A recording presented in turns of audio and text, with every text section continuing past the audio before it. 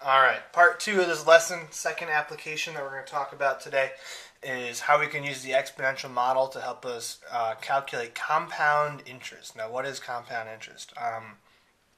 When you go to the bank and you open an account, you're going to give them some money, and then in return, they're going to pay you interest on that money. So they can do that a variety of ways, some of which are better for you, and some of which are better for the bank.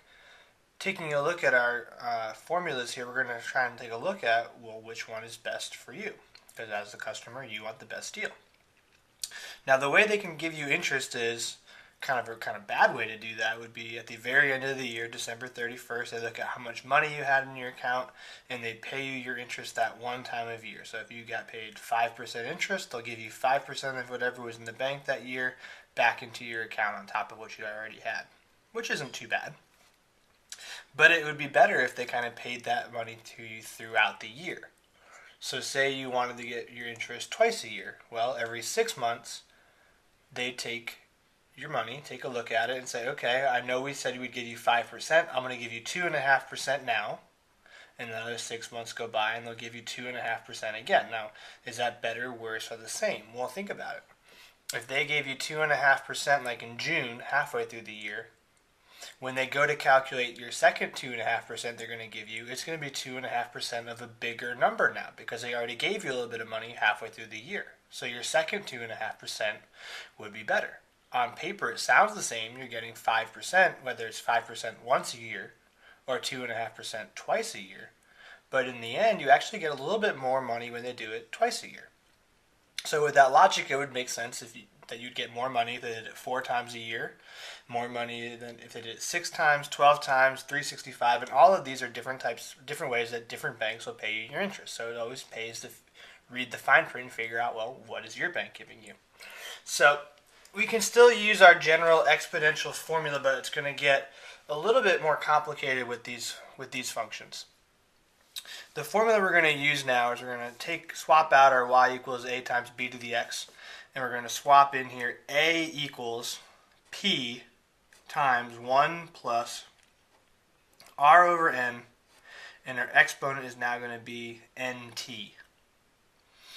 Okay, a lot of this stuff actually operates the same way. It actually stands for a lot of the same things that we started with.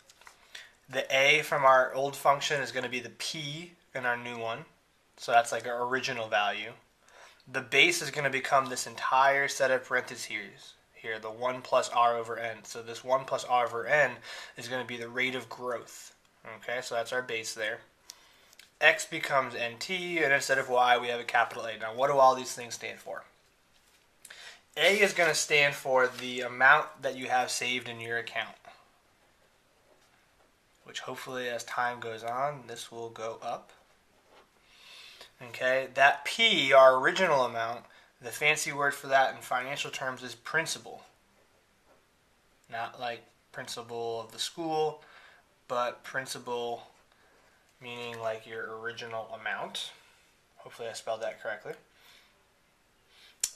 R will still be our interest rate, so this is like an annual interest rate, like that 5% I mentioned earlier. And we're always going to convert that into decimal. So if like 5% would be 0.05. T is the number of years that your money is in the bank.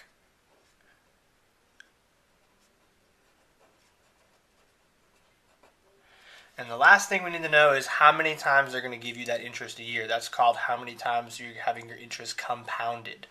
So if it's one time a year, n will be 1. If they give it to you every quarter, 4 times, and so on. So n again stands for number of times per year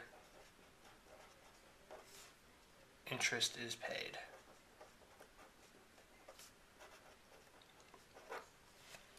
So just to go over that again about how many times that might be. Monthly, well, 12 months a year, so if your interest is compounded monthly, n would be 12. Weekly, 52 weeks a year, so 52 there. Quarterly just means 4 times a year, so like every 3 months, so that's 4. Semi-annually means half a year basically, so twice a year. That's the every 6 months we were talking about earlier. Daily, of course, 365 days a year, unless it's a leap year. We'll just pretend that there are no leap years in our world here. And annually, just one time a year. So out of all of these choices, if your interest rate is, again, that 5%, your best bet is to cut that 5% up into 365 pieces, whatever that small number would be, and get paid that amount of your total savings once a day. You'll make probably just a little bit more than if you did it like once a week. If you're talking about a couple $100 in the bank, you might not notice it, but if you are running a big company and you got millions of dollars in the bank, the difference between doing your interest once a week and once a day might work out to be actually a couple $1,000s a year. So it's a good idea to always get the best bet. All right, let's do one of these problems here to figure out how these work. Looking at our problem 8 here, it says we have an initial amount of $1,500. So initial amount. Traditionally, we think about that as the little a, or kind of like a stretch on the graph, or the y-intercept on the graph. In our finance world here, we're going to use the capital letter P for that, our principal. That's invested at an interest rate of 8% per year. So interest rate we set up above was our R, and we want to make that a decimal. So that tells us R is 0.08. And it's compounded monthly. That's going to be important. That tells us how many times a year. And then it's being in the bank for 4 years. So total time in the bank, 4 years. And we want to figure out, after those 4 years is up, what did that $1,500 turn into? So let's kind of go through the problem. We already identified some of this.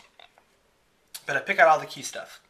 Interest rate, we already said, was 0.08. 8% as a decimal. Compounding periods, meaning if it was compounded monthly, we get our interest 12 times a year. Principal, our starting amount, so apparently I spelled that incorrectly up above, it's AL. Principal is $1,500. And then the time that it spent in the bank was 4.